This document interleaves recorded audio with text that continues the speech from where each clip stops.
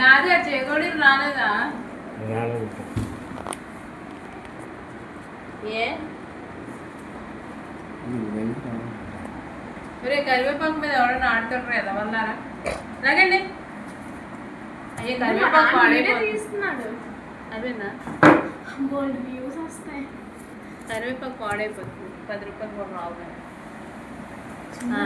కూడా బాగుంది ఫైటింగ్ బాగుంది మంచి ఫైటింగ్ అప్పుడు తీస్తుంది అలానే. చూడాలి.